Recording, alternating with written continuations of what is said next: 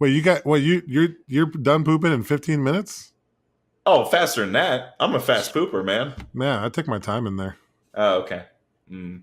20 minutes average. Just read the newspaper. All right, cool. Anyway,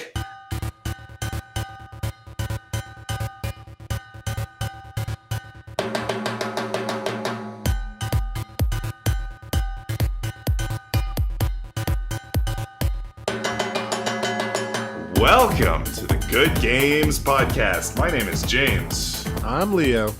And I'm John.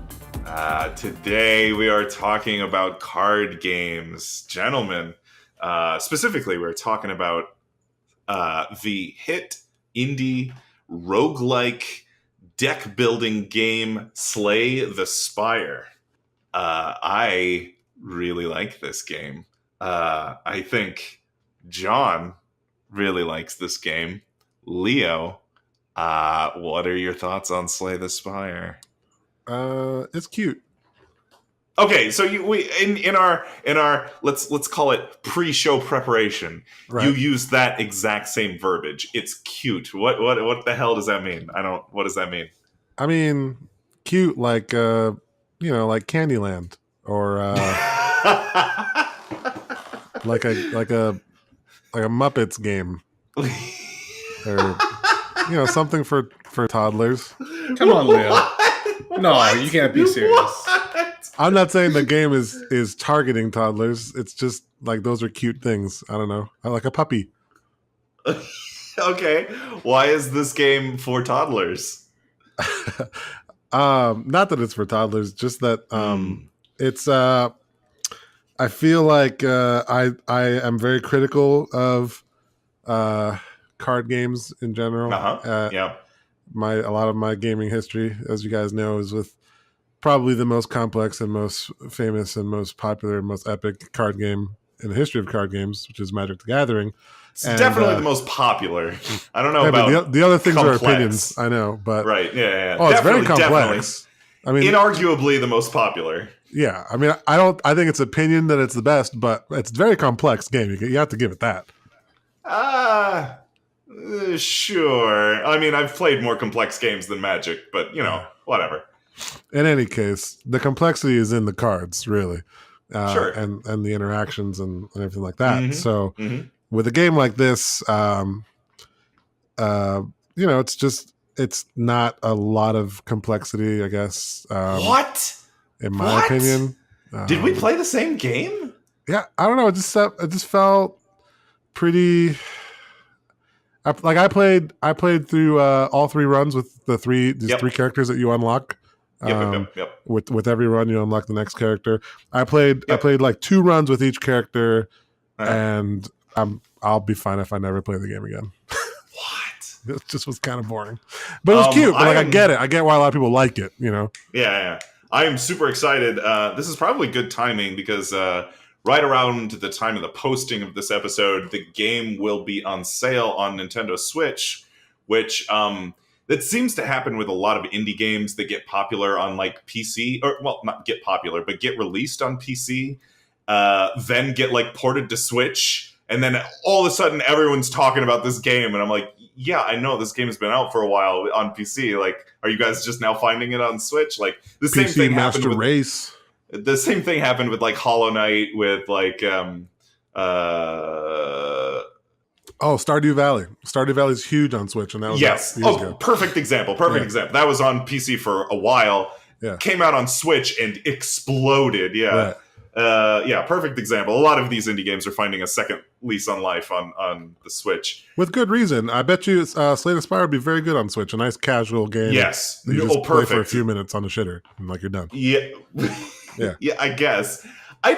How long? What? A couple minutes? Like, how long are your runs in Slay the Spire, Leo? I was going to say, this is not a very good toilet game. Yeah, this is not a toilet game. This is not. You're gonna have numb legs at the end of your playthrough. Yeah. I mean that actually is kind of one of the things I found interesting. Was I never really knew like how to stop playing the game in the middle of a run, because like does it save If you stop Yeah, halfway through? on PC. Well, at least on PC, there's like a save and quit, and it'll remember where you were. Okay, so Yep. I never did that because I was afraid they wouldn't save Uh-huh. it. They never really told me anything about saving or anything. Because the game's so good, you couldn't put it down.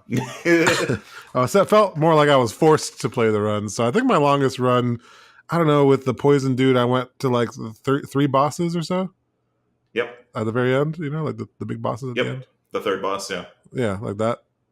Roughly that long. Okay. Now, did you beat the third boss? No, I think I died, and then Okay. How did you unlock the other guys? Did you just leveled up enough, or? yeah, they just unlocked after every run. I don't know. Okay. I thought you had to beat the game before you unlock the other characters. That's what I thought as well. Maybe you have to they just beat changed the it. first boss. I don't know. They might have changed it. Maybe they changed it. Do we need to actually spell out what this game is? Maybe. Yeah, well, that was a nice little hint, and now let's talk about Yeah. how the game is actually architected. So this is a mashup of two different game genres. This is roguelike games, so games in the style of the classic game Rogue, where things are randomly generated. So you have random encounters with random enemies, and actually your encounters are not necessarily even with enemies. Sometimes you might have like a little role playing where you have to make a decision, or sometimes you'll encounter a shop and you can buy stuff. All the contents of the shop are random. All of the decisions you have to make are like randomly generated. All the cards are random. Like everything's random. So that's the roguelike part. And the other genre it's mashed up with is a deck builder. So the Wait! You forgot one important element of roguelike, where your deaths persist. Oh, and permadeath. Yes. So yeah, your run once you die. Thank you, John. Once you die, that's it. Your run is over. And then if you want to play the game again, you start back at the beginning. Which, by the way, the with roguelike nothing. part of the game I actually liked more than the second part of the game you're about to describe. The deck builder. Yeah, I enjoyed the roguelike features more than I enjoyed the deck building features. Yeah, they're so inexorably intertwined. I don't know how you can. Well, I mean, Which the aspect as a of roguelike, though, it's not really true to that genre 100%. Like, a roguelike is supposed to be extremely brutal, but this game is not necessarily that. That's true. Yeah, Yeah, that's what I've found. I found once you learn. A lot of Slay the Spire is learning how to break the game. And this game is the best thing this does, is when you break Slay the Spire, you feel really smart. And there is a bunch of cards, and once you realize what the synergies are, that's when Slay the Spire starts being fun, because then you're seeking out all of these combinations that are broken. In that, the way when you have that aha moment when you're these two cards go together, or this combination's broken, this card goes with this artifact or whatever, that's when the game starts making you feel really smart. Yeah, but then it all right, we'll continue with the second half of the game, and then I'll have my it's a thoughts deck on builder. If you've never played a deck building game, a lot of traditional deck building games are physical. I guess there hasn't been a lot of digital deck building games that I can think of. So this is Ascension or Dominion or Clank or just anything where Hearthstone. Hearthstone's not really a deck. It's not. Well, okay, no. Yes, it is. Hearthstone, what did they used to call an arena or something? They Arena had mode. There's yeah. That is kind of a deck builder where you're drafting a certain amount of cards, and you're looking for synergies within those cards. Well, I think Right. there's also a card. There's a mode where you can go through your whole deck, and I think you can make your own decks and play ranked or something. Yes, but making your own deck but is not the same as a deck building game, and that's where then it's a constructed deck. Then it becomes. I mean, they're all subgenres under card games, right? But then it's a constructed game, more in line with Magic or Netrunner or whatever. The main difference is the core rules of this game involves having a predetermined number of cards you start with, and then basically purchasing new cards that then become a part of the deck. Yes. And over the time, as you purchase more cards, you're building your deck as the game goes along.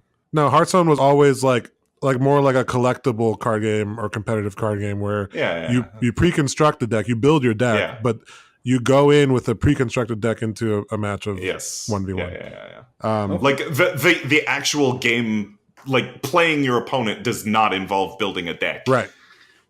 That's the main difference. And I mean, okay, so now I'll get to, I think, what I've realized I don't like about this game. The game is a deck building game. So number one, I don't really like deck building games that much.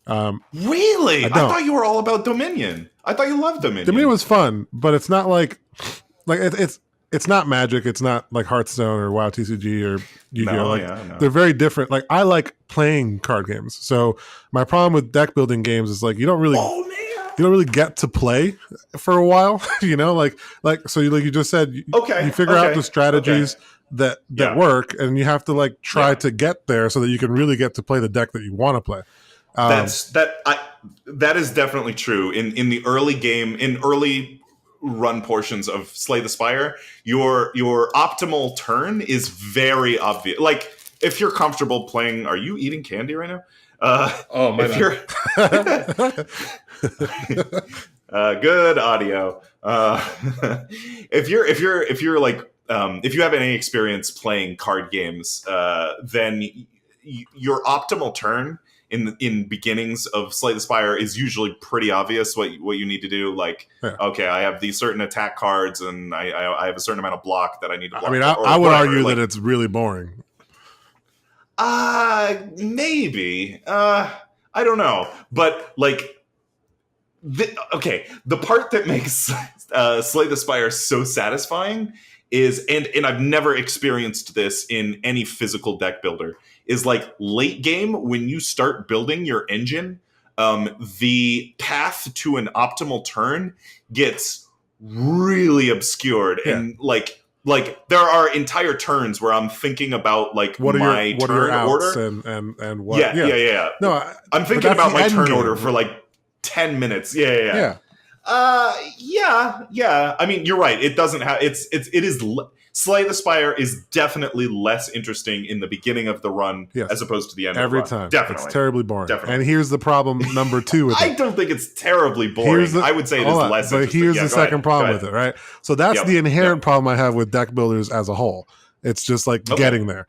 Then the other problem is for Slay the Spire specifically, it feels like getting there is really difficult because you don't really have any choices to what, like it's not like you get so the way Slay the Spire works is after every match you get to unlock one of 3 random cards to put in your deck. I don't know if it's semi-random or fully random. But you don't really it's not like you have like a library of cards and you already know the exact one you want next and you get to go pick it. So you don't, but after a certain number of plays of Slay the Spire, like after you play the game, I don't know, maybe 15, 20 times, you know what the card possibilities are. So that over time becomes less of a problem. But I mean, correct me if I'm wrong, but at some point you're going to defeat an enemy and have no choice but to take one of 3 bullshit cards that you don't want in your deck, right? No, that is exactly the trap that I'm not implying anything, but that is exactly the trap that like a lot of novice players will fall into. Right. Is like, oh, which one of these shit cards do I want? The answer is none of them. Well, okay. The answer a lot of times is none of them. Yeah, it definitely was for me. Yeah. I don't know about a lot of times. Maybe like 1 out of 10 times for me. No! A lot of times for me. I didn't want any of the cards. On the first level, on the first, whatever they call, on the first spire, a lot of times for me, a lot of times, the answer is I don't want any of these. Exactly. And that is, most of the time, that's the correct answer. Right? Because if you go back to like, so I know Leo and I have a lot of history playing competitive constructed games, and a lot of optimizing your deck in a constructed game only put good cards in there. Only put good cards in there and maximize your consistency, right? So I have a history playing Netrunner. Leo has a history playing Magic. I don't know about Magic, but in Netrunner there is no maximum deck size, and a lot of the traps that newer players will fall into, they'll just go, aha, I'll just put all the good cards in my deck. You can do that. Yeah, same with Magic. There's no maximum deck size too. Yeah, exactly. So I'm just going to throw every good card in here. Right. Yeah, Doesn't work. you can do that, but your deck is very inconsistent, right? Because then when you draw a card, you're drawing one of 100 cards as opposed to one of 60 or one of 30 or whatever the minimum deck size is. So in Slay the Spire, when you're getting a lot of those early round cards, if none of them specifically works with your intended synergy, a lot of the times it's just better to pass those by. Just be like, no, I'm not taking any cards, actually. Because then later on, if your deck size is still really small and you start adding the good cards, you can consistently draw into those good cards like every single turn. Okay, so if you can pass, then that makes it a little bit better.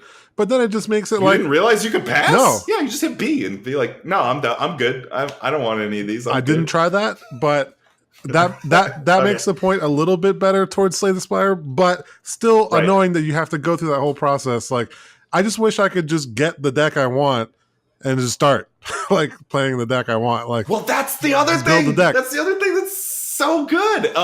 So John and I had pre-show conversation about Slay the Spire, and John's like, I was talking about doing the normal runs of Slay the Spire, and John's like, oh, I haven't even done that in a while. I'm like, excuse me, what? And he's like, oh, like the daily challenge, like that's where it's at, man.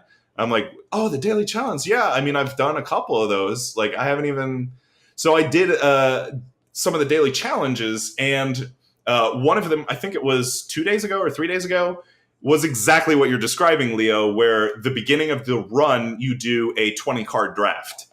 And like you can start building your strategy like before you even start the run, which was really fun. I enjoyed that. That by far, by the way, for me, that was probably the least fun of all the daily challenges I've done. Oh, really? The draft one? Yeah, because I had to put a lot of thought in the beginning, and I'm like, no, I want to break the game. Well, as there you go. Different strokes for different. I do like folks, Magic drafts quite a bit, so that I might like that. Yeah, but like so much of what Slay the Spire, like, I really think this game is very smart because it cuts directly to like the core of what makes card games interesting to me, and that is like in the late game, like optimizing your optimal turn order, your play order, and that works so well in Slay the Spire because in the late game you have so many of these like permanent add-ons and so many cards that combo in ridiculous ways that like replicating that in a physical environment is not realistic just because of the amount of rules and the amount of like things you have to remember, like the amount of accounting and bookkeeping that a video game can just do automatically for you makes that sort of play very fun because you have your brain, when you're deciding your optimal turn order, your brain has to take into account all these different like combinations and impossible strategies and stuff. I'm going to chime in and agree with that because now you get to think about the bigger picture as opposed like micromanaging the damage numbers and health numbers and interactions and all that fun stuff. Yeah, and the other thing is like towards the end of when I was playing Constructed Netrunner competitively, like one of the least interesting things about that became building a deck because at least in Netrunner, Constructed, like when you have a limited card pool where you can pull from anything, your like the optimal decks will just rise to the top. So like there are in if you're playing to win in Netrunner, there are like, I don't know, a handful, 5 or 6 quote unquote correct decks to play competitively. And if you try to do something weird with like, oh, maybe this combination will work, like this could be a cool thing, like that is just not as optimal. It just isn't as optimal as some of the other like constructed decks. Just because of like the internet can do so much, like the internet think tank is so powerful because it's just combinations of millions of people playing this game over and over and over again. So like the optimal strategies come to the top so fast, which is very uninteresting to me when like your possibility space is narrowed down to just a few things. See You that know? I find that super interesting. Okay, So well, my all right. my favorite card games are the ones with the smallest card pool possible. Like when I play Yeah, Magic, there's yeah, different formats of Magic. There's like Legacy and Vintage that legal cards go all the way back to the 1990s, and then there's all the way yeah. down to like Standard, which is just the last two expansion sets are legal, all the way down to Draft and Sealed format where you literally open 6 booster packs of 15 cards and that's your card pool, like of the most current set only. So the more narrow it gets, the more fun I have because you know all of the possibilities, and the fun comes less from interesting ways to build your deck and more from piloting the deck, like challenging. So, and I mean, and to be fair, this is a single player game, so that has an inherent disadvantage where I prefer opponent versus opponent, player versus player, and the entertainment comes from I am better at you at calculating all those intricate things that you have to keep track of at doing that. Like I'm better on a at a percentage. Like 60% of the time, I'm better than you at calculating what I'm possibly going to draw out of this deck and what combinations I could possibly make. And even though you know when I'm playing, like you have no choice but to lose. Like I don't know. I just find that more, I don't know, engaging. Okay, I mean that's like the like human versus human competitive aspect is just something Slay the Spire just isn't. It's just not just that. I know it's It is just not that. nothing you can do about that. But back to like the card pool thing. Like I agree that the card pool I like a small card pool only because then like if it's a competitive thing where I'm playing with other people, like I like to have I like to have lots of choices, but not so many choices that like the person I'm playing against can construct something totally broken. But that's where Slay the Spire comes in, right? And does two things really smart. First of all, you're not playing against another human. You're playing against an AI, which like telegraphs telegraphs everything it's going to do with like perfect information. And I'm going to loop back around to that point. But the second thing it does really well is it's a deck builder, right? Like you have your like you're constantly making choices about how to build your deck after every round, after every time you go to the shop or whatever. Like you're always making choices on how to like optimize that deck. I like that process, but playing against the ultimate optimized version of that in a constructed format is not interesting to me. Like I like all of the crazy possibilities that Slay the Spire, like in its roguelike form, allows. Yeah, I can see that. The other point I wanted to make is I think that the information telegraphing, so on every turn, all the enemies in Slay the Spire tell you exactly what they're going to do. Like, well, to a certain degree, they tell you mostly what they're going to do. Like, this enemy is going to block. This enemy is going to hit for 10 damage. This enemy is going to inflict a status effect. And this is something I've seen. This is something I've seen in Into the Breach did this with like perfect information transparency, and it made like taking the randomness out of that made for a really interesting strategy game. Because if you know what the opponent is going to do, it's all about responding to that and like mitigating what the opponent is going to do, rather than like guessing and like maybe this will work. Like no, this is exactly what is going to happen, and you need to have a plan for like, okay, this enemy is going to do 10 damage and you only have 9 health. Like, what can you do? Can you block some of their incoming damage? Can you recover some health? Can you kill the enemy before he kills you? Which like once you know that perfect information, it makes like finding the solution to that puzzle really satisfying, if there is a solution. I mean, sometimes there just isn't. But as opposed to like, oh, you can't tell what the enemy's going to do, so you don't know, so you're buffing your character, and then he just kills you on the next turn. You know, I think the information transparency was a really smart move for Slay the Spire. Yeah, so that's another part that I can imagine a lot of people like. There are times where I thought that was a really cool way to strategize, like what I'm going to do next. But so I don't think it was bad, but I do think it would be a little bit more interesting not knowing, just because I enjoy like variance in card games.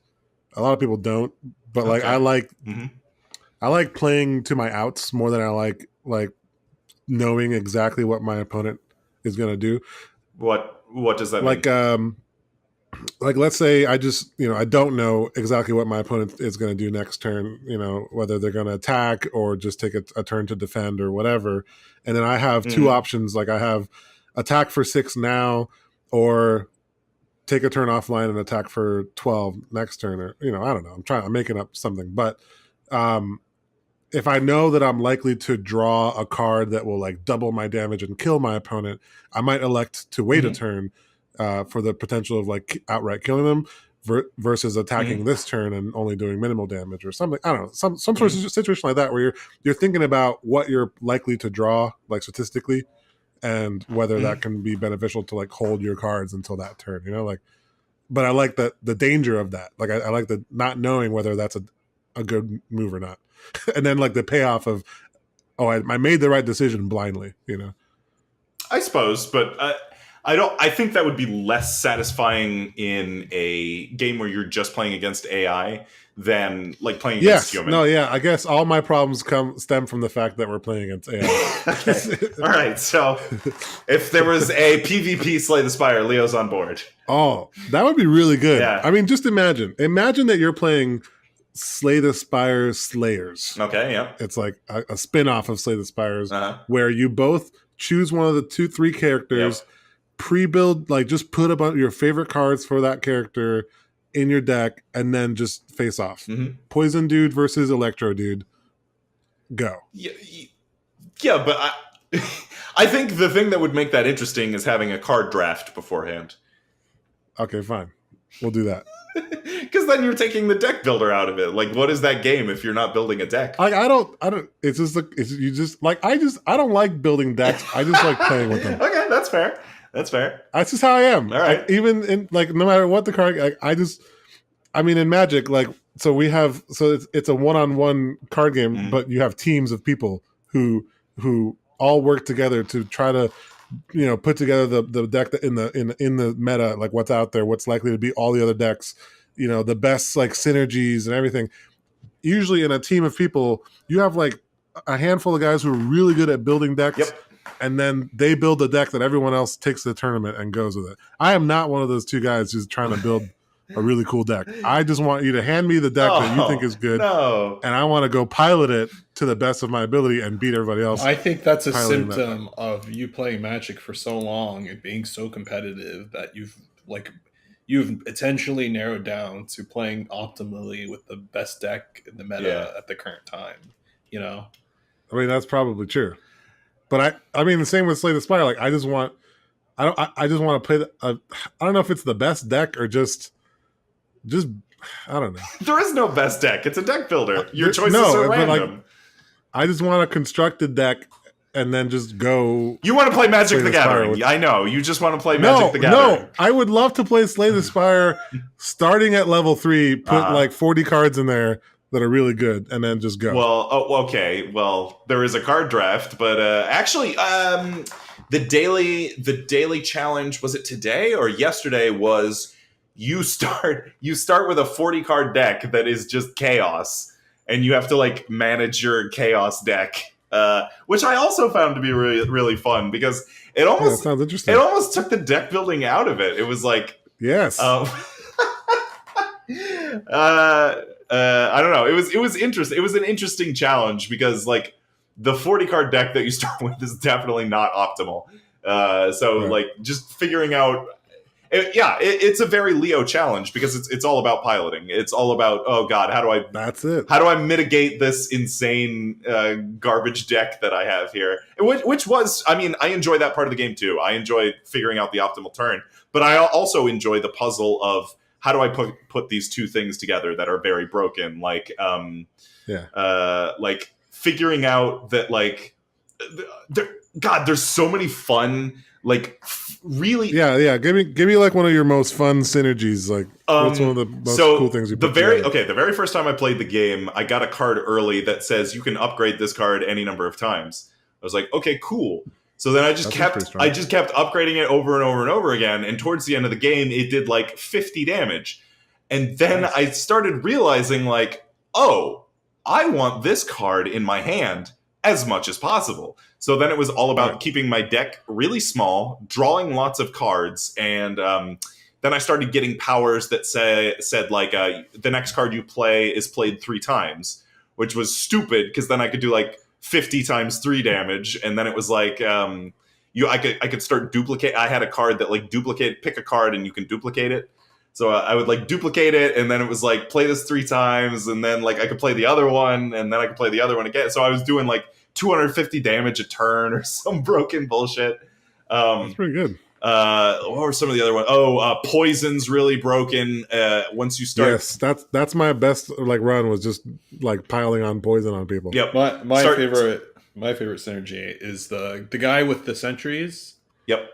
He has a card called Turbo, which gives you 3 energy. And there's another card called Overclock, which lets you draw. So if you have the right number of those cards, you can infinitely draw and infinitely gain energy and apply all those cards. Like, dude, you can win turn 1 every single round. Yeah. And I played this game during early access, and back then the game had no way to countering that. So it was just completely busted. And it was like, it got to the point where like, if you knew about that, you like, it would be unfun to do. But I agree with you, but I think discovering that is what's fun. Like once you know that it's a thing, it's not that fun. But discovering it is fun. The developer took that mechanic and he built a boss around not playing all your cards turn 1. So there's like a boss in the game. Yes. That it didn't used to be there. The Time Winder boss? Yes. You can only play 15 cards in a turn. That is my favorite fucking boss. I played him a couple times recently. He's 12 cards. Now, I don't know 12? What it was. Now it's 12. And the thing that makes this boss brilliant is the number does not reset turn to turn. So what that means, that's right. That wasn't not like that before either. Yeah, so if you play 6 cards, so the number is 12. If you play 6 cards your first turn, end your turn, start your next turn, play another 6 cards, even if you have more cards and more energy to spend, it immediately ends your turn. So it like really makes optimizing your turn very important, because then it's like, okay, how do I play 6 cards in the correct order that maximizes my damage? And like solving that puzzle with a deck that is very complicated is very satisfying. At least it is to me. And it's also very frustrating because if you didn't build your deck with damage in mind, like you're by habit going to have to draw energy and play draw cards, and it's gonna contribute. The time rewinder, time warden. What's he called? The time warden, maybe. The Time Warden definitely invalidates certain types of decks, because if you have a deck that relies on just like straight up card draw and just playing a fuck ton of cards per turn, which is definitely a strategy. Like you can just get cards that give you lots of card draw, and then you can combine. Like I had a deck like that where I had like cards that just drew more cards, and then I had an artifact that was like gain 1 energy every time you play 5 cards or something like that.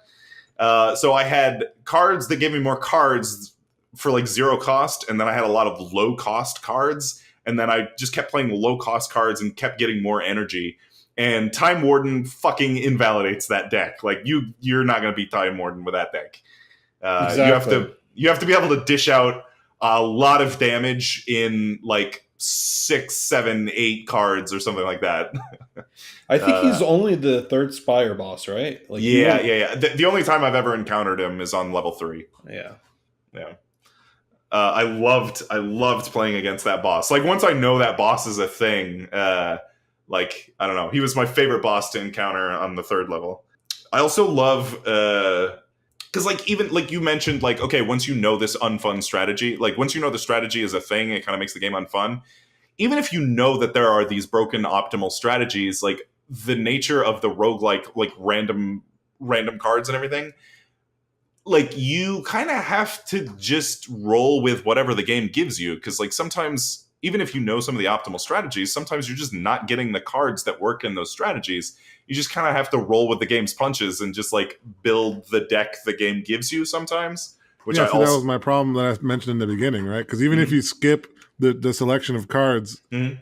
You can only do that so much. And then you Right. Yeah, you can only do that so much before you're just playing with your shitty starting deck, and then you're like, because like nowhere. Yeah, like the level 1 boss is not really that hard, but he's the first good gatekeeper because you have to have like at least a mediocre deck to take down the level 1 boss. Right. Because if you go up against him with the starting deck, you're going to get destroyed. So you have to have at least some semblance of starting to break the game when you encounter him.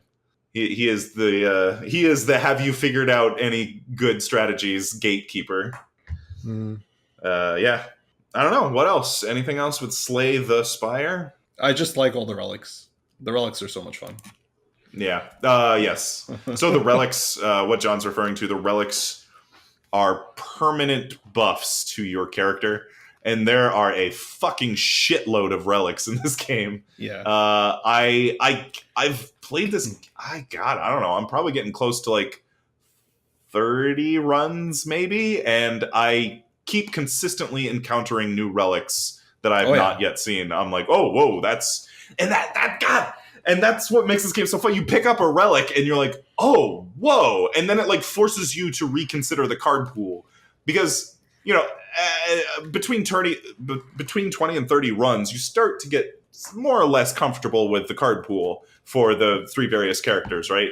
And the like when you pick up a relic and it does something bonkers, like it forces you to reconsider the card pool. Like, oh shit! Like these cards that I previously thought were useless are now like amazing.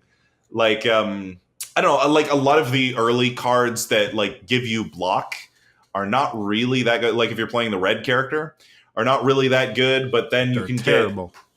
Then you can get like the relics that are like. Anytime you play 3 cards, gain a block, or like anytime you play, or like you begin a round with 1 or 2 dexterity or something like that, which increases your block. And that combos really well with the cards that say like do damage equal to your block, or one of the times I beat the game, I had a relic that said your block is not lost at the end of each round. That was broken. That turns out that's broken because you can get like a good amount of block, then double it, and then you're just invincible for the rest of the game. Because I've found, at least by the time I got like, I don't know, 10 block, 20 block, you double that, you're at 40 block. You play some attack cards, you reshuffle your deck, you get the double again, then you're like at 80 block. Like I basically just built a character that was invincible.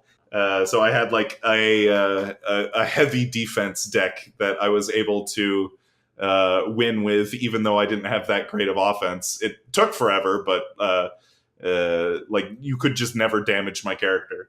I think they're starting to introduce enemies with Pierce. I think I encountered one.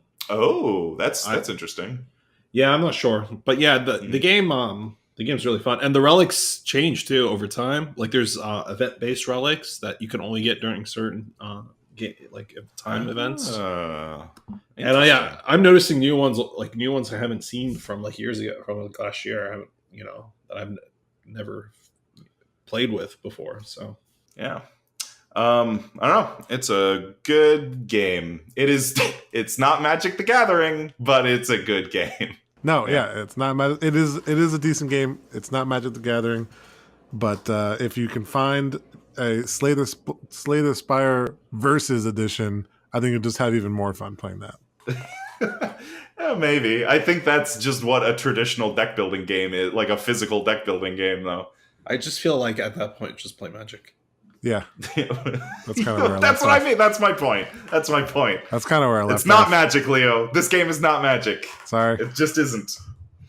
It's good. And by the time you're hearing our voices in your ears, it's probably available on Nintendo Switch, which is probably the perfect platform for that. I'll tell you what. I will definitely be picking it up on the Switch. Yeah. I'm very excited to play it on Switch. Oh wow. Having a portable version of this where I can do shorter playthroughs, yes. I have 15 minutes to do whatever. Let me get a run or finish a run. Yeah, I don't know. Switch seems really good for Slay the Spire. I think it's perfect for that. So on to our top 5. Our top 5 today is our top 5 favorite card games. Well, fancy that. And we left this pretty open. So this is digital card games, physical card games, anything that has cards and is a game. It's a card game. John, why don't you go first? All right. So number 5 for me. I took this list pretty seriously. But more like because I'm a casual player seriously, and not because I'm a card game aficionado serious. So my number 5 is Leo's favorite, probably. Oh, it's Magic the Gathering. It's pretty low on the list, but it's all right.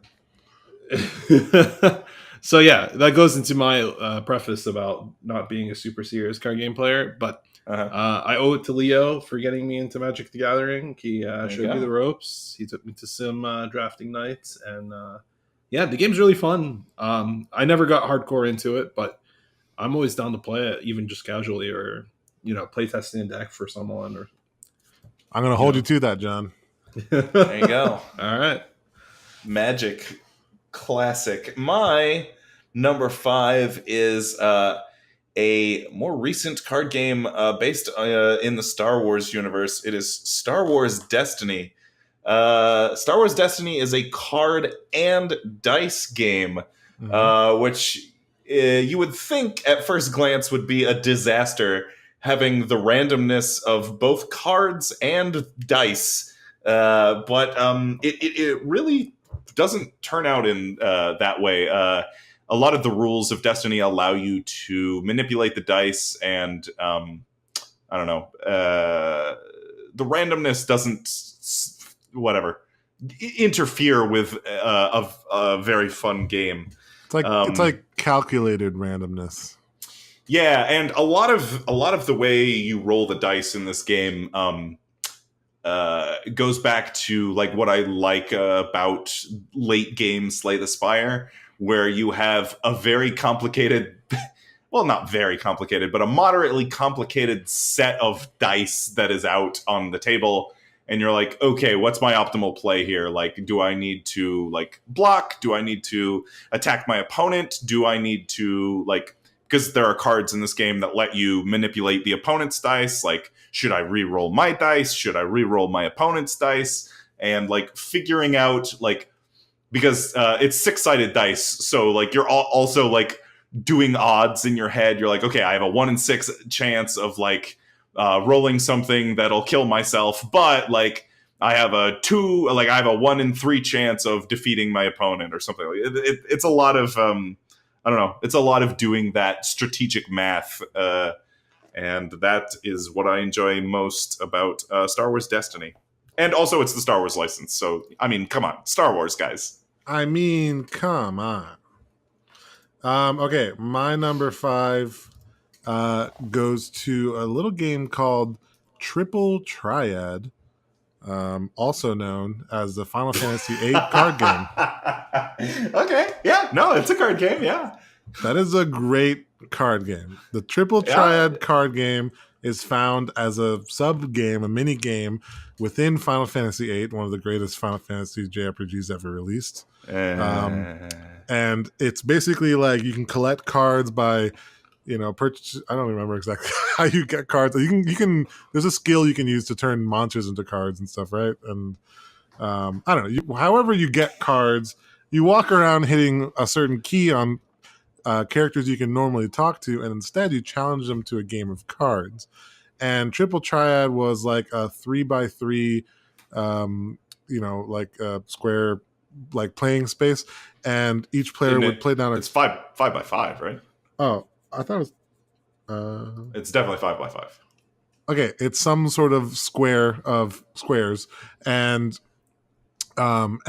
each card would have some like numbers in the corner, and if you place a certain card next to a certain card, the numbers would beat the card next to it. You would like take over that card on the board, and the end game was just to control most of the board. It made for some really interesting kind of like tic-tac-toe feel where Oh fuck me! It's definitely 3x3. Sorry, go ahead. Oh, that's what I thought. Yeah, okay. Yeah. And then and you could always have all sorts of combos where like if you placed a card that beat a card on either side of it, like with numbers, it could like take them both, and there would be chain reactions and all these cool rules that you could have a couple of you can build your deck in a certain way that will just like someone with like a super awesome characterful deck, like you could still kick their ass with some combos. So it was really cool. It was kind of difficult, but it was very enjoyable, and I spent probably way too many hours playing the card game instead of the actual Final Fantasy game. Yeah, I've come around on Triple Triad. I would have told you in the past that Tetramaster is where it's at, but I've kind of cooled on Tetramaster a little bit. Triple Triad is definitely better than Tetramaster. It's where it's at. Yeah. Yeah, I'm currently playing through FFA. I have not tried the card game yet, so I guess I'll give it a go. Number 4 for me is a game in the same kind of context as Triple Triad. It's but in the Witcher context, probably. You guessed it right, Leo. It's Gwent. Yeah, nice. So Gwent I think is like kind of a big surprise for Witcher fans because like it just shows up in Witcher 3 and it ends up being like a really good card game on its own. Mm-hmm. And I don't know how the developer came, like I know they implemented it in the game, but I'm not sure if they were expecting it to be such like a popular fanfare. But there is a standalone Gwent game now, and I haven't yet to play it, but I remember having a lot of fun in The Witcher 3, just playing random NPCs and like kicking their ass and taking their cards and money and shit. And I thought it was a cool little mini game. Gwent was so popular that they actually ended up releasing it as a standalone game. Yeah. I was going to say, John, next time you want to come over, I have a physical Gwent set if you want to play some Gwent, man. Oh, snap. Let's play some We can play some PvP Gwent. I got my cards. Oh, man. Yeah, I'm definitely interested. Let's do that. All right. My number 4 is a cooperative adventure game that is also a deck builder. It is Arkham Horror, the card game. Now, don't get this confused with Arkham Horror, the board game. Arkham Horror, the board game, is a piece of shit. Okay? Arkham Horror, the card game, is great. So it takes place in the city of Arkham, which is it's in the Lovecraft world. It's all of the Lovecraft mythos. So there's all these, unknowable horrors and all of these ancient, ancient monsters and that sort of thing. But the thing that makes it cool and interesting is it's a cooperative game. So you and your friend build your deck, and your deck is, it's a character, and your character has special abilities. And when you build your deck, you're trying to pick cards that synergize with that character's ability. But then you go on an adventure. Like the locations are cards, and the like events are cards. So like everything, it's all card based. So you have a deck that tells you like what monsters you encounter at what locations. There is a deck that like is the story deck. So like you flip a card and it's like you and your friend go to this place, and then you encounter this and this and this. And then there's like a deck that tells you like how to advance the scenario. So there's like certain objectives you have to accomplish, and then there's a deck that like is the bad thing. So it's like if you wait 10 turns, then you've lost or something like that. And then depending on the decisions you make, whether you win, whether you lose, these are all consequences that like go into play. And this is a campaign game, so it takes place over like multiple sessions. So like in between rounds, like whether you win, whether you won, whether you lost, and depending on some of the decisions you made, you can get experience points, you can upgrade your deck. Maybe something terrible happened to you in the last scenario and you have like permanent trauma that is represented by a card that's now in your deck. And that, like maybe in the middle of the next mission, you draw into that trauma from the first mission or something like that. I kind of like that. Yeah, it's a really, really interesting and fun idea. Arkham Horror, the card game. I would have thought that was like Batman related. Oh, like the city of Arkham. No. Well, Yeah. no. Yeah. This is Lovecraft's Arkham, Yeah. not Yeah. DC's Arkham. Gotcha. Okay, where are we? Number 4? My number 4 sounds weird, but it is Uno, the classic card game, but specifically Uno with advanced rules.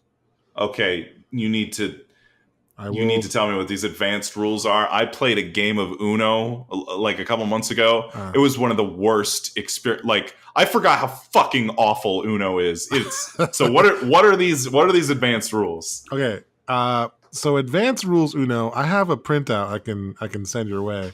Okay, I was introduced to this by a friend, a mutual friend of ours, James. Dania, and. Oh, okay, yeah. Yeah, we went over her house. She said, "You want to play some Uno?" I'm like, "Sure." It's kind of a cute game, somewhat similar to Slay the Spire. Like, it's pretty basic. Fuck off! No, I'm just Uno kidding. is terrible. I was just kidding. No, but no, Slay the Spire is not. It's not that bad. But she, we played like a regular game of Uno, and she's like, "Okay, here's the advanced rules."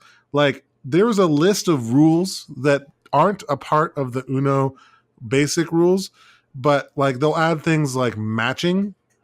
So if you have the same color card that someone else just played in your hand, you can very quickly say match from like out of turn, like just completely out of nowhere, like an instant in Magic, and like get rid of like cards that match on the color or the number, or like, and then you can play like blue 5s, and if anyone at any point plays a blue 5, everyone has to smack the deck, like the pile of cards, and the last person to smack like has to draw 5 cards. Like, there's also just kind of goofy, like really interesting rules. All right. More of a party game then. I mean, yeah, it makes it a little bit more challenging though. Yeah, it's definitely some more party rules and stuff too. Yeah. But it makes it really challenging, and there was some like strategy too, because there was a lot of like weird matching rules where you can just get like, you just dump like 5 cards out of your hand through these advanced rules and very quickly win the game. So okay. Yeah. Uno sucks, dude. Whatever, man. It's Slay the Spire is way better than Uno. I can't believe you even said that. I'm still mad at you. All right, my number 2, or I guess we're on number 3. Sorry, I lost count there. My number 3 is a game James has already mentioned, and it's Star Wars Destiny. Yeah, it's good. It's good. It's really fun. I think it's, and I mean that it's just a good card game. Not necessarily like Star Wars definitely adds to like why it's fun, but I think on its own, the rules are pretty fun and it's surprisingly balanced. Although I think that Ray deck that we always play with is like something else. I've tweaked the Kylo deck. It's a little more on par now. Yeah, that last time that we played with the Kylo deck, it's a little bit better. It's a little, like you said, a little more balanced. But I think it's somewhere in between like a casual game and Magic the Gathering, because you definitely have that variation where you get to build a competitive deck, but it's not like so crazy out there that you have to follow like all the streams and all the websites and keep on top of it. So I think it's a little weird. I'm going to be critical of how many card games you're going to put above Magic the Gathering in your lists. I mean, I feel like Star Wars Destiny is a very good game, don't get me wrong, but really? Like number 3 better than Magic number 5? I mean, I don't know. That's a stretch, John. I'm sorry. What makes Magic so good? No, we all have our own opinion. That's fine. It's fine and interesting. That's all. My number 3 is a game we just spent a half hour talking about, Slay the Spire. It is my favorite deck building game. I have not played a deck building game that has brought me the same amount of joy in puzzle solving in both building the decks and like piloting the deck as Slay the Spire. And I've played a decent amount of deck building games. I think this has such a big advantage in being a video game because, like I said before, it can do all of that accounting and all the bookkeeping. So it's free to just add just tons and tons of complexity, just tons and tons of ridiculous rules that all stack on each other because the game can do all of that bookkeeping. And like it's up to you to like strategically think through like what becomes your optimal play in that case. Anyway, we spent a half hour talking about it, so don't need to talk too much more about it. Slay the Spire is good. Yeah, it's good. My number 3 goes to the World of Warcraft trading card game, WoW TCG. Not to be confused with a popular digital card game based on the World of Warcraft called Hearthstone. Mm-hmm. This is the WoW TCG physical card game that that Blizzard actually discontinued upon release of Hearthstone, which is an unfortunate thing because WoW TCG was awesome. It was, first of all, a physical game, which I usually tend to like a little bit more. It featured such cool things that Hearthstone doesn't have, such as instant speed reaction spells that you can like instantly play when your opponent does something. You can like play this card out of your hand in response. It had quests, which were cards that you could play face down as a resource, but then later on you could turn it over and complete some sort of action to complete the quest and get some sort of reward. And then it had your basic combat with creatures and like your hero, just like Hearthstone has. So it's basically everything Hearthstone is, with the addition of 2 different types of mechanics that made it even better. So I have no idea why the hell they discontinued it, because it was a great game.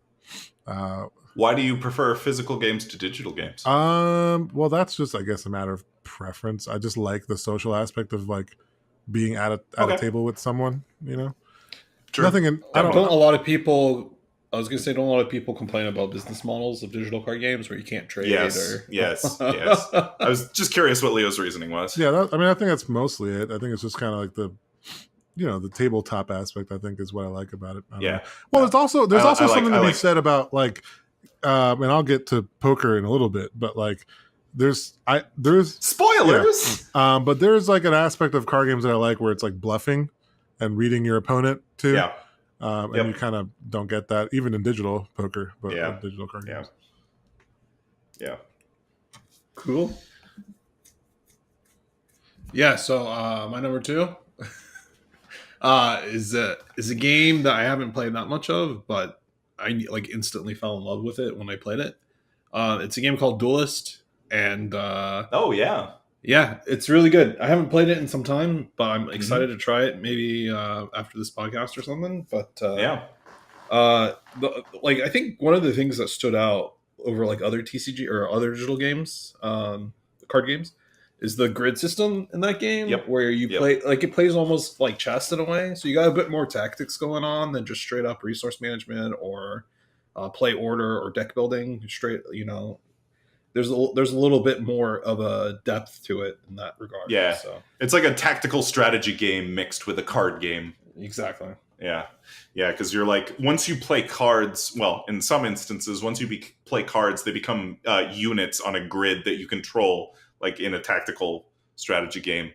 So it's like a weird merger of those two things. That game's always looked very interesting to me. I've never actually played it, but I gotta give it a go. It is good. I played a decent amount of Duelist too. I liked it.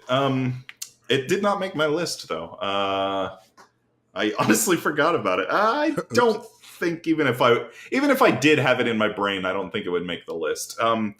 My number 2 is a traditional card game that you can play with like a standard deck of cards almost.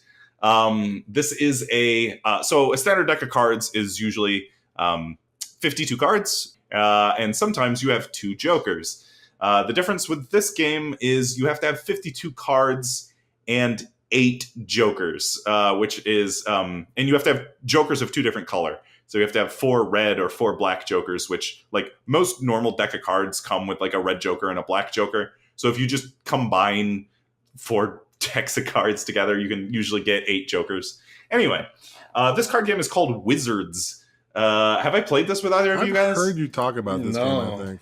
Oh, it's so good. It boils down like it boils down everything that is good about like a standard card game. So it is very it is very traditional card game in that there is like there's a, there's like there's like a dealer, and there's like a turn order, and like there is a trump suit, and you have to follow trump, and like you're bidding, and you're trying to make your bids and all that. So it has a lot of elements of traditional card games. The thing that makes Wizards brilliant is, first of all, when you bid, a lot of the traps that some traditional card games I've played fall into is that when you're bidding to make a hand, only the person who won the bid is the person who is like trying to make the points, and like everyone else is trying to fuck up the person who made their bid.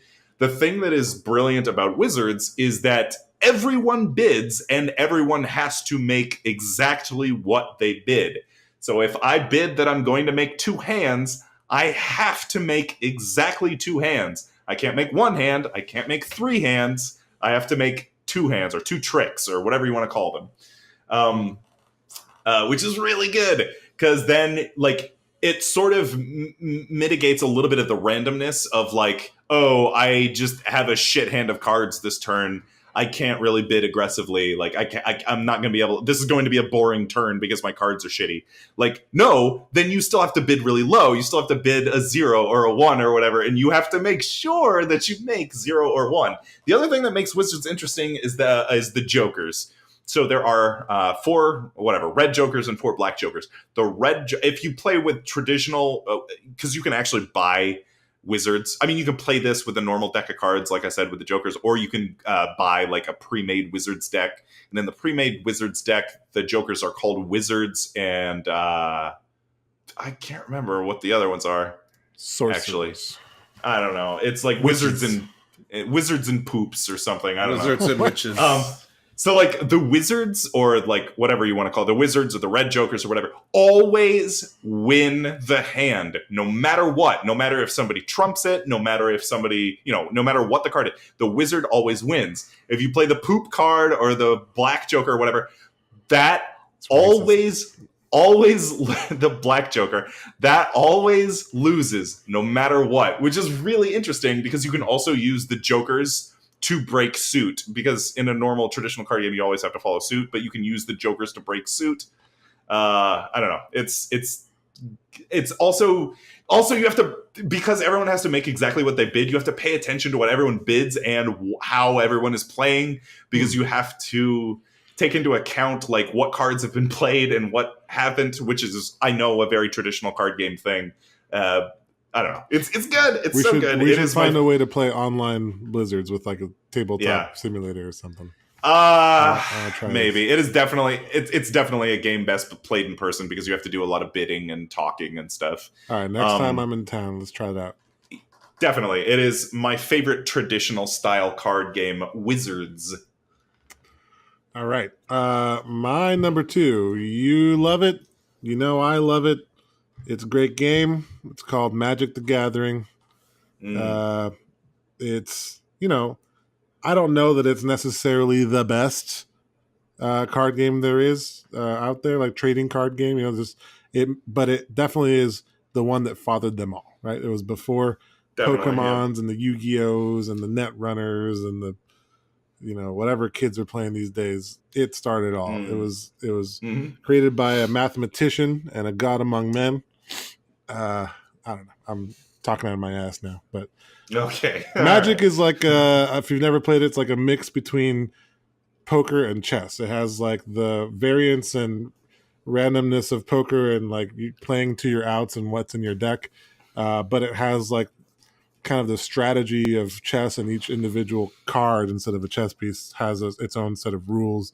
But I guess it's like playing chess with an unlimited amount of chess pieces, and you get to just build your own chess set out of whatever cards you put together, because you basically pre-construct a deck. And so basically not like chess at all. I mean, it's like the same feeling chess gives you, like that strategy feeling. Okay. Because that's the 2 different types of strategy to me that there is in life. It's like the tactile strategy, like chess, and then like the almost like gambling strategy, like of poker, like like strategic strategy. I mean not strategic strategy. As opposed to that real good strategic strategy. Not strategic strategy. Unstrategic. I meant statistical strategy. Okay. Where you're playing through like playing the odds. The odds, right? Playing the odds. Right. Yeah. Okay. I'm sick, people. Okay, so my brain is a little muddled. All right. Anyway, if you haven't played Magic, you're living under a shell. You should go play it. There's kids who are like 5 years old that are playing Magic, and there's grown men 56 years old who play it. So it's amazing. It's a great game. Yeah, I gotta say, when you took me to my first Magic event, I didn't expect such a wide range of people. Like, oh yeah, all young and old alike. So. Brings everyone together. Yeah, sons and dads were playing together. I'm like, oh my god, that's awesome. So yeah. My number one. It's now I feel bad because my number one isn't as passionate as Leo's, but it's a card game. Two, well, we don't know what number Leo's number one is. Yeah, that was only his number two. Oh wow, okay, yeah. My number one's not even as passionate as Leo's number two. Oh, all right. My number one is a famous game. I would say it's played in casinos everywhere. It's blackjack, and nice. Blackjack. We're going to Vegas soon, so I think I'm going to try. We are going to Vegas. Trying to play some blackjack there. Yeah, why not? What makes you like blackjack so much? It's your number one choice. It's that is like. Yeah, that is. I was just about to say that is like low. Well, it's like medium complexity, low strategy. I would say it's low everything. It's really simple. No, it's very simple. It's a very simple game. Yeah, that's why it's so. That's why it's so amazing. Like all the like high risk you can take without like the complexity involved. Like it's all just like. I don't know. It's just what you see is what you get. It's kind of like I gotta give it to you, John. I was really wondering how your list was going to go, starting from number 5 Magic, but now it really makes a lot of sense. Your list just went from the most complexity to least complexity, so it makes perfect sense. Duelist is not that least complex. What are you talking about? Oh, I don't know. I mean, I feel like Star Wars was in the middle. That was lesser complex, and now blackjack. Yeah, I guess. I don't know. I guess you're seeing a blackjack. What made you? What blackjack? I never would have guessed blackjack. I don't know. Well, like I said, I'm not a huge card game player, so. I mean, hey, if the man likes blackjack, the man likes blackjack. I mean, the man likes blackjack. I was just curious for his reasons. I was also curious to see his top 5 list because I was like, I bet John hasn't played quite as many card games as Leo and I have. Yeah. Well, you were right. But yeah. Blackjack. All right. Hey, to be fair, I do really like blackjack a lot. That's a really good game. I mean, I think it's just like this element of it too, where like you see in all the media and everything, and you're like, man, that guy's a badass for hitting on such a high number. Like, it doesn't, he's going to lose everything. Have you looked into like that more advanced strategy, John, of like blackjack? Like, yeah, don't you like it's blackjack advanced rules? It's isn't it? No, you mean like don't you? It's similar to counting cards, right? You got to slap the deck when. I'm talking specifically, yes, of like counting cards and like actually like beating the game. Yeah. I mean, I haven't researched them all together, but I think it's something I'll probably look into, before I hit Vegas. Well, I mean, so you're talking about, when you go to Vegas and stuff, it's not like you have to be this crazy. Like they definitely Hollywoodize it in those movies and stuff, but there is definitely like a lot of value in knowing like what the odds are of whatever other kind of cards are going to come out. Yeah, I mean, if like both you and the dealer are getting high numbers consistently, and then you can count on the next rounds to have lower numbers, and then you can hit appropriately in order to get closer to 21. Yeah. So I mean, like I feel like that in itself, like the fact that anyone can learn that strategy, and it's just a matter of knowing when to hit and not when to hit, and that's literally your only decision. And that can determine like beating out the dealer or not, and like earning some serious money, like that. Yeah. That's particularly why I picked blackjack as well. Have you played blackjack at the tables though? No, I have not. I have not done that. I found when actually playing at the tables, it adds a whole different layer of stress because I never really thought about this when playing blackjack like on the computer. But at the tables, the people around you get really pissed off if you hit at the wrong time. Oh yeah, because they're counting on that card to be theirs when they hit or whatever. Yeah. So like there's like a lot of peer pressure for to make sure that you know when to hit and stay and stand. It's pretty interesting. Blackjack. All right. There you go. Best card game, Blackjack. My number one card game. You probably already know it. I've endorsed it on this podcast before. If you're a longtime listener, is Android Netrunner, which I did sort of shit on during the Slay the Spire segment. I played a lot of competitive Netrunner and eventually found that uninteresting. But like, if you play Netrunner as like just like a casual kitchen top game, that is where it is at its best. Overview of Netrunner. It is a asymmetric competitive card game. So one person is playing as a hacker, the other one is playing as a corporation. The corporation is has all these computers with like secrets on them, and they're trying to set up firewalls to keep the hacker out. And the hacker is trying to get into the firewalls to steal the secrets. But the brilliance of Netrunner is that the person playing the corporation always, well, in most cases, plays their cards face down. So it's an element of hidden information. So the server that you're trying to hack into might have corporate secrets, or it might have a deadly trap. So there's a lot of, there's definitely an element of bluffing. If you enjoy bluffing in your card games, but it generates a lot of those like moment, like at the end of a card game where it's like, you know, you've built this like huge server with like a gajillion firewalls, and then you know the winning point was like in the server that had like, you know, antivirus from the 1980s on it, and it's just a piece of shit, and it's like, oh, that's actually where I put all this the secret corporate secrets was on the shitty server. Haha, tricked you. Like there's a lot of just like, yeah, except those tricks never worked when I played against you. Like you always knew.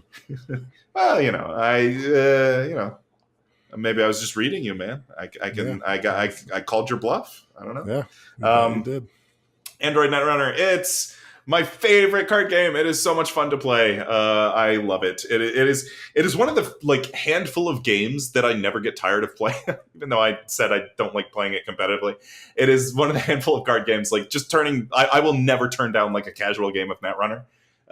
It's like Netrunner, Smash. Like I don't know. There's a very small. It's up there. There's a very small handful. I will never turn down a game of Smash. Right. But anyway, or Netrunner. Yeah, that's interesting. Yeah, I never get tired of it. Never ever. I'll always play that game. That's definitely speaking. Never say never. Yeah.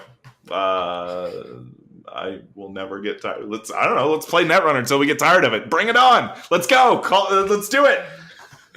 Make me eat my words. All right. What's your favorite card game, Leo? My number one favorite card game, as foreshadowed in this episode and last episode, it is not Magic the Gathering, but is in fact Texas Hold'em, poker, whatever else you want to call it. But the good old game of Texas Hold'em is the variant of poker in which there is a community pool of first 3 cards and then a 4th and 5th card after a round of betting in between. And the player has 2 cards in his or her hand, and tries to make a hand of 5 between what's in the community pool and what's in the 2 cards in their hand. And it's basically typical poker hands, you know, pair, 2 pair, 3 of a kind, etc. And the whole strategy in that game just is all statistical strategy.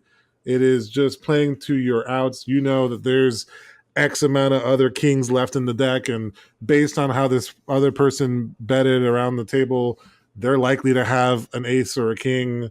And, you know, with this much money in the pot, I have 2-to-1 odds and I'm likely to draw whatever. It's like a bunch of stuff like that. It's really, really fun. It's of course I like playing in person the best. The atmosphere is awesome, the conversations, and then you play for a bunch of money. You can steal money from retired old people by playing at the casino on Tuesday afternoons.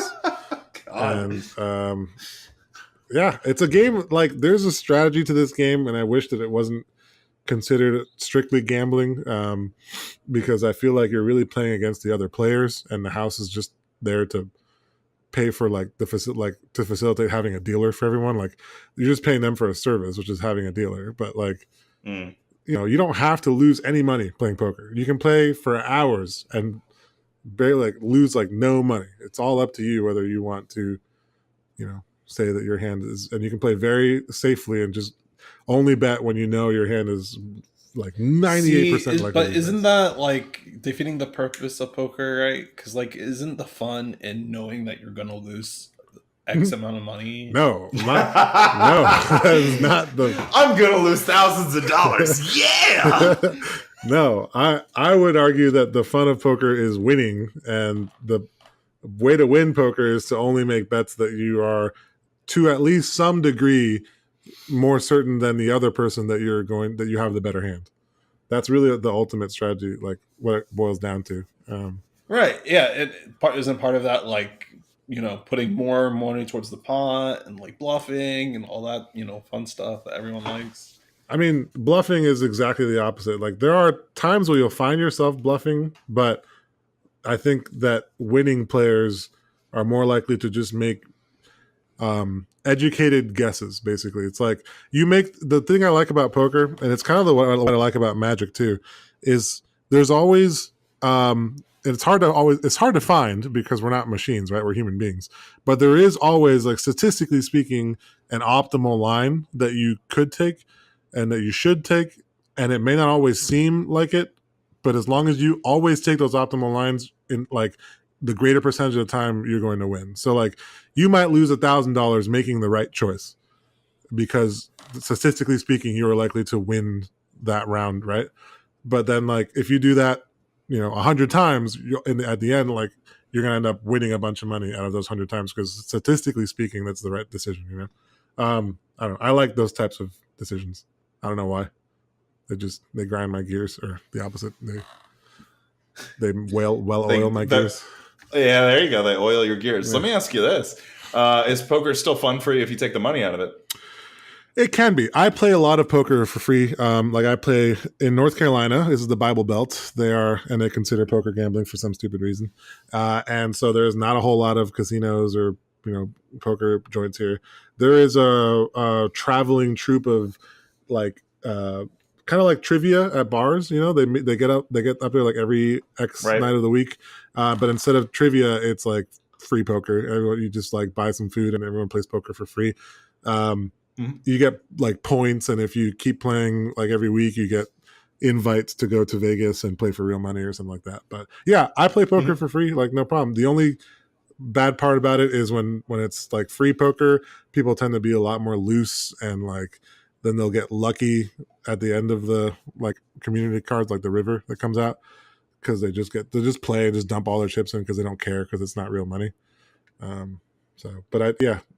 Yeah, to answer your question, yeah, I still find poker very fun, even if it's not money related. Okay. All right. There you go. Card games. John, you have anything to endorse? Oh, yeah. Yeah, I have something to endorse. It's fun. We've been talking about like Game of Thrones for the last couple episodes, and we all agree that the last few episodes were pretty bad. And it probably left a sour taste in all our mouths. And I don't even know the last couple episodes were bad. It's just the last seasons were like not as good as the other seasons. Yeah, right. Yeah, and we all, I think we've come to the conclusion, we agree that like that puts the show overall like it's hard. It makes it harder to recommend very openly, even though overall the show is really good. Yeah. I don't know who on the planet has not watched Game of Thrones yet, but yeah. Yeah, exactly. And so like my recommendation kind of plays to like the greatest TV series of all time, and like for me it's my favorite. It's Breaking Bad, and I've been rewatching it, so I recommend Breaking Bad. You guys, if you haven't seen it, it's definitely my top 5. Yeah, well, yeah, it's really good. And rewatching it, I'm definitely seeing a lot of things that I didn't see the first time. And I'm so glad that I'm on like there's some very nuanced stuff. Like you care if I give an example, or are you guys gonna like spoilers or whatever? I'm not sure. Spoilers or whatever. I mean, this is the Good Games podcast. We spoil everything we talk about. Yeah, sure. Okay. Yeah, so there's like this one scene, I think like towards the end of season 2 or the beginning of season 3, That's where I'm at. where they're where are you rewatching it too? Yeah, I started rewatching it like a couple months ago, and I'm halfway through season 3. Okay. Okay, so they take the RV out to like the desert to cook some meth, which is like a common thing that they do. And for some reason or another, they're done cooking and they're trying to go back home, and the RV won't start up. Oh yeah. And this one character, Jesse Pinkman, he's like very notorious for being like a screw up.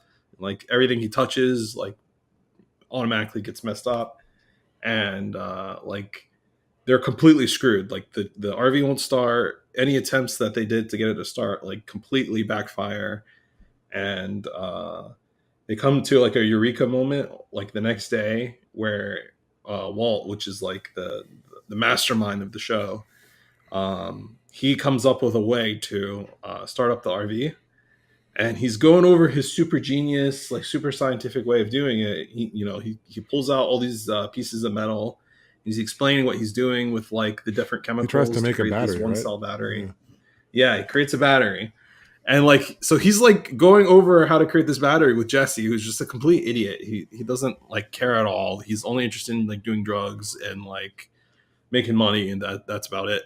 So he gets to the end of his explanation, and he's like, so we're gonna connect the battery with everything, and we're gonna use the one element that is the best conductor for that. And what is it? And he looks over to Jesse, and he's holding it in his hands, and it's just the traditional, very red brown looking wire. Right. And he goes, "Oh, wire! We're gonna use wire to connect." And I just lost it. I just laughed so hard. Yeah. And I was like, that's a scene I did not remember the first time around. I'm like that, it's really good. Yeah, that's a great scene. I like that whole scene with the RV breakdown. Yeah, classic. Yeah, classic Breaking Bad. Yeah. That's John's favorite, his best favorite TV series. I'm going to recommend something bad, something terrible. So in the past, I have recommended, I love me some terrible movies. In the past, I have recommended Tommy Wiseau's The Room. I have recommended James Wen's Birdemic. I submit for your approval Neil Breen's Fateful Findings. It's a disaster movie.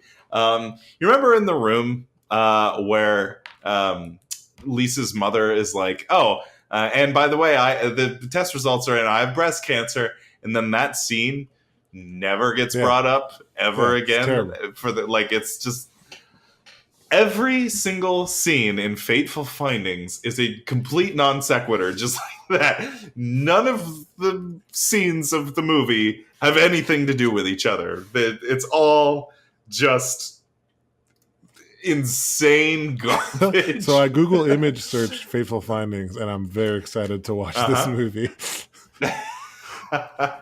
It's a disaster. I think pretty much everyone we've talked to about the movie, like I missed it by chance, but every time I've watched you talk to someone about it, James, they've always cringed or facepalmed, or they just completely disagree with your evaluation of the movie. Oh no! We all agree that it's a disaster. I just happen to enjoy cinematic disasters. Not everybody loves a good bad movie. I sure do. But I love good bad movies. Neil Breen's Fateful Findings is right up there. By the way, we're gonna get a 2-for-1 recommendation. I mentioned just a second ago James Wen's Birdemic. Birdemic is amazing. Another classic, so bad it's good movie. I just watched James Wen's first movie, which is called Replica, and it is an exact replica of Birdemic. It's the same fucking movie. It's the exact same movie, except instead of like a loose homage to Alfred Hitchcock's The Birds, it is directly ripping off Alfred Hitchcock's Vertigo, which I actually really like Vertigo. I think that movie's amazing. And it actually got me upset to watch James Wen shit all over Vertigo. He just desecrates it. He's trying to pay homage to it, but the guy's a fan of Hitchcock. I mean, oh god, oh yeah. Replica is a disaster. It's on Amazon, I think, and you can find it with riff tracks.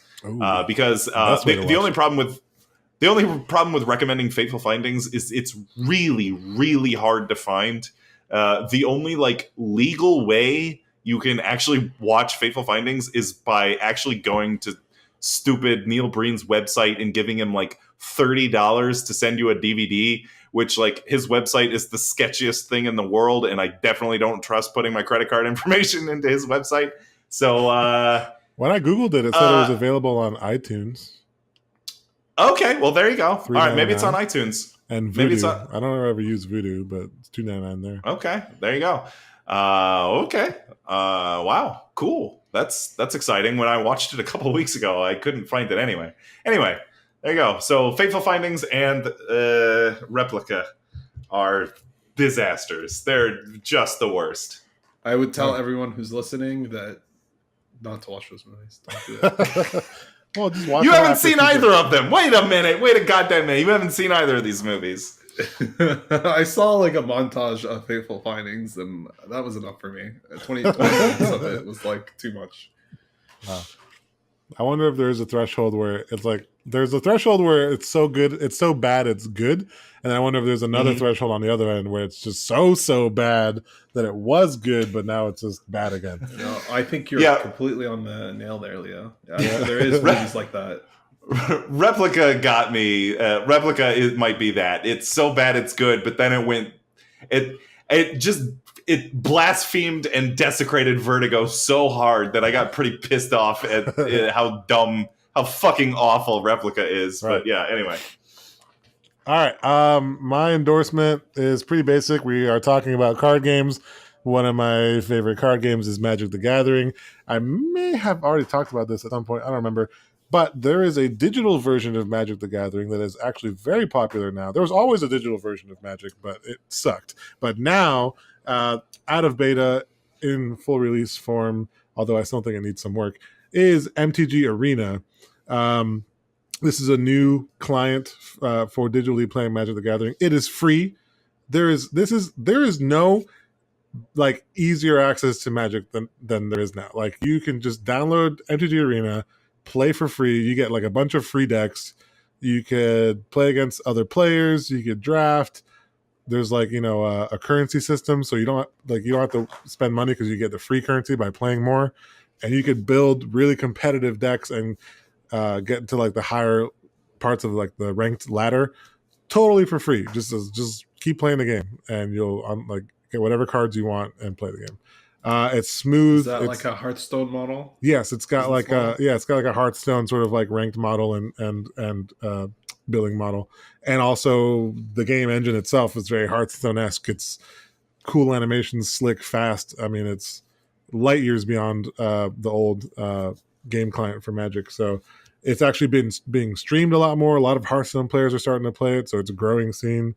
And I'm seeing a lot more streamers who just started playing in like the last 5-6 months. It's really cool seeing that, Magic, kind of pick up in popularity on the digital scene. So earlier, John, you said you'd like to play some Magic, and I said I'd hold you to it. I challenge you to a game via Magic Arena, my friend. All right, I'll download the client. And James, I think you should give it a go too. I know you always talk how about like you kind of like Magic. I think if you had more time to play it for free and build some decks, maybe you'd like a little more. Probably not. Probably, but can we play Two-Headed Giant? I think they only support single player modes right now, but they're constantly adding to it. They've got a whole team of developers working on it now. I think a mobile app is in the works where it's like rumor has it, they hired a mobile engineering team. And other modes are going to be coming out. I think like right now it's like only standard 1v1, but like I think they're coming out with their first modern set actually this summer, and theoretically they could start doing kind of more social games like 2v2 or Commander. That's the only gripe I have with the client right now. I thought it's only been released like a few months. I think it's still very early on, like the social aspect of it, like adding friends and challenging players is still really primitive. So I think that needs some work. But, over time, I guess they'll keep adding to it. And I think it's worth checking out. Cool. Yeah, I definitely will. MTG Arena. All right. Excellent. I think that's a podcast, right? Yeah, it's a long one. Oh, yeah, it was a long one. God. We like talking about card games, apparently. Yeah. Our next show is going to be our second annual E3 recap show. So that was a lot of fun last year. So I'm excited. I know. I actually went back and re-listened to that episode. It's a good one. Prepare for E3. And if you don't happen to catch all the announcements, then hey, you can just listen to our podcast and you'll hear all of our opinions and hot takes on the latest gaming announcements. And the other thing I want to endorse is if you, that's right, you, the listeners of this podcast, have any ideas or recommendations for games you'd like to see us cover, things you'd like to hear us talk about, or if you have any kind of feedback in general, you can email us at goodgamescast@gmail.com. That's all one word, goodgamescast@gmail.com. And you can send us your feedback and ideas for episodes, and we will read them and throw them in the trash. That's, I was about to say that sounded so professional, man, but you've ruined it at the end. We'll burn your ideas, and we'll make fun of them. Don't forget, you can also find us on Twitter, Instagram, YouTube, Facebook, Spotify, Google Cast, iTunes. Yeah, we're in a lot of places. We're in a lot of places these days. All right, gentlemen, that went way long, and I'm ready to go to bed. So, for the Good Games podcast, this has been James. I'm Leo. And I'm John. Oh, we'll see you next time. See ya. Goodbye.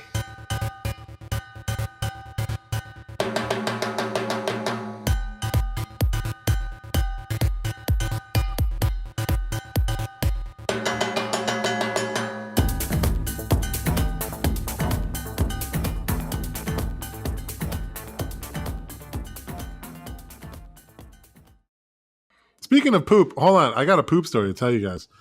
Okay, and this might be should totally put a naughty cuttable. warning on this. Here we go. No, naughty zone. This is really it's poop time. Naughty zone. Okay. Okay. Have you guys ever had something embarrassing happen that you didn't realize had occurred until it's too late and you're already like out in public with people and there's nothing you can do about it? Did you shit yourself in public? Close. This is very close. Oh, no. Okay, so basically, I had some people over from Florida this weekend, actually, and they were wanting to, go to brunch one morning.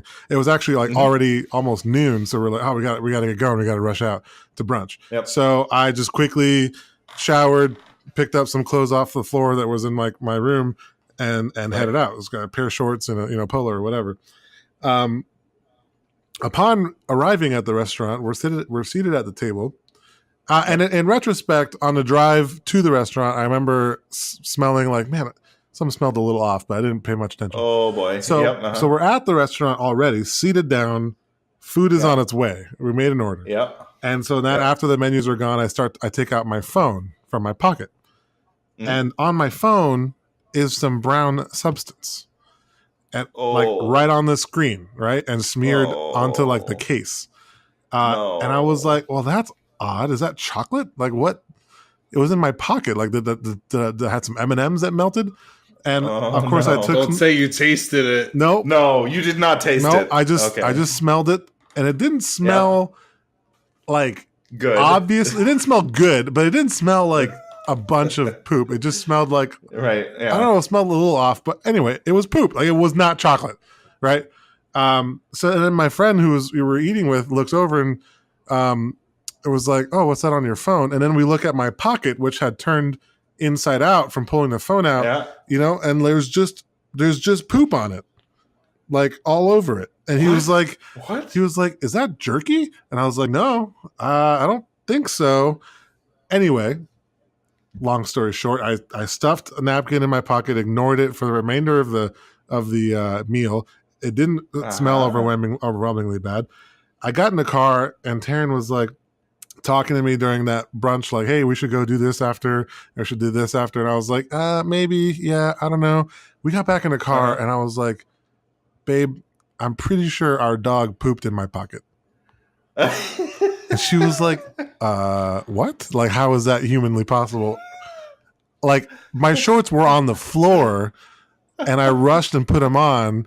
I think the dog pooped in my pocket, and I just didn't even pay attention, threw my shorts on, and ran out of the house. And for hours was sitting around with dog shit in my pocket. No. Which dog is this? No. Please tell me this is your pug that did it. Yes, this is my gassy, stinky pug. Yep.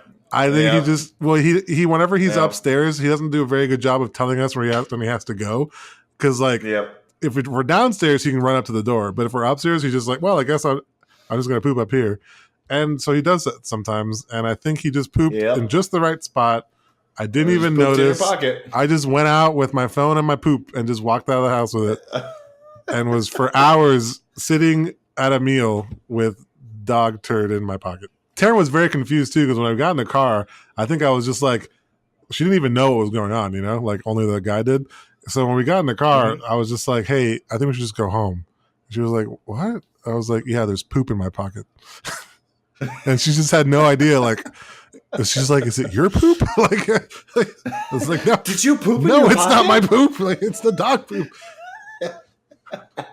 I mean, imagine just getting in the car with like your significant other, and they're just like, "I have poop in my pocket." Like, that's silly, man. Yeah. Anyway, amazing.